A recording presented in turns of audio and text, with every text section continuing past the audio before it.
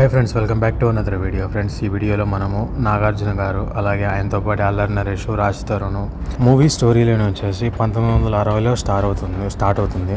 తూర్పుగోదావరి దగ్గర అంబాజీపేట అనే ఒక గ్రామంలో వీళ్ళు నాగార్జున అంటే చిన్నప్పటి క్యారెక్టర్ పరంగా వాళ్ళు ఏమీ చాలా ఇబ్బందుల్లో ఉన్నప్పుడు ఒకానొక సిచ్యువేషన్లో నాసర్ ఇంకొక ఊరి పెద్దయిన ఆయన్ను కాపాడతాడు. వాళ్ళిద్దరిని కాపాడినప్పుడు అంటే వాళ్ళిద్దరు అనాథలుగా ఉన్నప్పుడు కాపాడితే దాని తర్వాత నాగార్జున అలాగే అల్లరి నరేష్ వాళ్ళిద్దరూ ఆయనకు కొడుకు కాకపోయినా కొడుకులు మాత్రం ఉంటారు. దాని తర్వాత మళ్ళీ 20 ఏళ్ళ తర్వాత అంటే 1980లో మళ్ళీ వాళ్ళు పెరిగి పెద్ద అయిపోయిన తర్వాత వీళ్ళకి అండగా అన్నీ ఉంటారు. అప్పటికే ఇంకా నాగార్జున ఒక అమ్మాయిని ప్రేమించుంటాడు.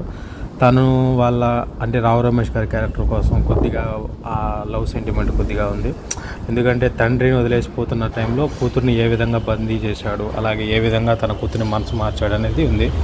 ఇంకా దాని తర్వాత అసలు పెద్ద ఆయన కొడుకు అంటాడు కదా, మామూలుగా నాజర్ కొడుకులు వీళ్ళని ఇంతగా పెంచుకోవడం చూసుకోవడం నచ్చక వాళ్ళల్లో ఒకడైన షబ్బీర్ అనే ఒక క్యారెక్టర్, మామూలుగా ఆయన పేరు షబ్బీర్ రక్కలో ఏం పేరు ఆయన పేరు రక్కలో, అతను వచ్చేసి దాసు వీళ్ళ మీద పగబడతాడు. అప్పుడు ఇది జరుగుతున్న టైంలో మళ్ళీ 8 ఏళ్ళ తర్వాత అంటే ఈ గొడవ జరిగిన తర్వాత 8 ఏళ్లకు ముందుకు వెళ్తుంది. 8 ఏళ్ళకి వెళ్ళిన తర్వాత అప్పటికే తన ప్రేమ విఫలమైపోయి అక్కడికి అల్లరి నరేష్కు పెళ్ళి అయ్యి దాని తర్వాత తనకు కూతురు పుట్టి ఉంటుంది. అప్పటి తర్వాత 8 ఏళ్ల తర్వాత ప్రజెంట్ స్టోరీలో మనకు రాజ్ తరుణ్ ఒక్క ఊరి అమ్మాయిని ప్రేమించి ఇంకొక తన ఊరికి వచ్చి నాగార్జున గారి చెంత ఉంటారు అంటే ఆసరా కోసంగా. అప్పుడు అమృతం అంజీ వచ్చి వాళ్ళందరినీ తొడుకొని పోయి అరెస్ట్ చేయాలి అది ఇది ఏం చేస్తున్న టైంలో వీళ్ళందరూ సపోర్ట్గా నిలిచి వానికి పెళ్లి చేయాలని చూస్తారు. అప్పుడు 8 ఏళ్ళ నుంచి దూరంగా ఉన్న పెద్ద అంటే నాసర్ కొడుకు మళ్ళీ ఊర్లోకి వచ్చి ఏం చేశాడు, అసలు ఊర్లోకి రావడానికి ముందు తను ఎక్కడికి వెళ్ళాడు, ఏం కథ, తన ఊర్లో ఉన్న పక్కింటి శత్రువుల్ని ఏ విధంగా నాగార్జున అలాగే అందరూ ఎదుర్కొన్నారు, ఇంతకు తిరిగి వచ్చిన షబ్బీర్ ఊరి మీద పగ తీర్చుకున్నాడా, ఇంతకీ హీరోకి విడిపోవడానికి గల కారణాలు ఏంటి అనేది మళ్ళీ క్లైమాక్స్ వరకు మనం చూడాలి, మనం తెలుస్తుంది. నాజర్ క్యారెక్టర్ బాగుంది. నాకైతే నాజర్ క్యారెక్టర్ చూసినంతసేపు మహాభారతంలో ఆయన దుర్యోధనుడు వాళ్ళ నాన్న ఉంటాడు కదా గుడ్డెతను, ధృతరాష్ట్రుడు గుర్తొచ్చాడు. ఎందుకంటే కన్న కొడుకులను చనిపోయిన తర్వాత చంపాలి అనే కసి ఉంటుంది కదా, ఆ పోటు లాస్ట్లో తెలుస్తుంది. నాగార్జున పడుతుంది ఆ పోటు కూడా.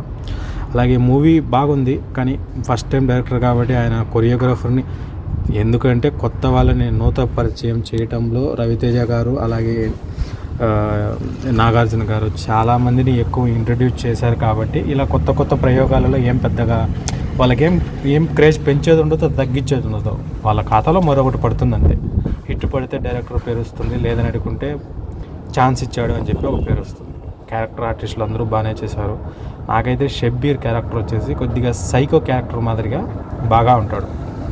ఇంకా అల్లరి నరేష్ గారి క్యారెక్టర్ ఉన్నంతసేపు బాగానే ఉంటుంది. వాళ్ళ వైఫ్ క్యారెక్టర్ పేరు ఐడియా లేదు, కానీ అమ్మాయి ఉన్నంతసేపు అందంగా బాగుంటుంది. ఇంకా హసిక అదే వరాల క్యారెక్టర్ వచ్చేసి ఆమె కూడా బాగానే ఉంది. రాజ్ తరుణ్ క్యారెక్టర్ ఏం పెద్దగా ఉండదు, సోగా ఉంటుంది. మెయిన్ చెప్పుకోవాలంటే రావు రమేష్ గారి క్యారెక్టర్ బాగుంది, నాసర్ గారి క్యారెక్టర్ బాగుంది, మిగతా వాళ్ళు కొంతమంది క్యారెక్టర్స్ బాగున్నాయి. అలాగే ఊర్లో వచ్చేసి ఇంకా మిగతా వాళ్ళు పల్లెటూరు స్టోరీ అదంతా 3 రోజుల మీదనే మొత్తం బ్యాక్ డ్రాప్లో జరుగుతూ ఉంటుంది.